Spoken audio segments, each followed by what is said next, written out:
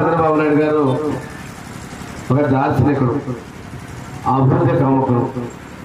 ప్రతి ఒక్క కుటుంబం కూడా ఆర్థికంగా స్థిరపడాలి, ప్రతి ఒక్క కుటుంబం నుంచి ఉద్యోగం ఉపాధి ఉండి ఇంకా 10 మందికి అండగా ఉండాలనేది వారి యొక్క ఆశయం, సంకల్పం. మొన్న జరిగిన ఎన్నికల్లో బీజేపీ ప్రభుత్వం మోడీ గారు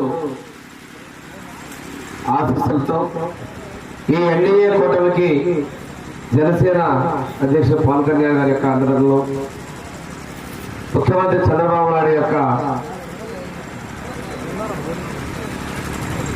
విజనరీ తత్వం, అప్పుల్లో ఉన్న ఈ రాష్ట్రం, కష్టాల్లో ఉన్నటువంటి ఆర్థిక పరిస్థితి, వీటన్నిటిని అధిగమించి ఎన్నికల సమయంలో చెప్పినటువంటి ప్రతి ఒక్క హామీని అమలుపరిచేందుకు అనునిత్యం మన కోసం తప్పిస్తున్నటువంటి ముఖ్యమంత్రి గారి యొక్క ఆలోచనలకు అనుగుణంగానే ఈ రోజు ఇక్కడ మనం భూమి పూజ చేసుకున్నాం.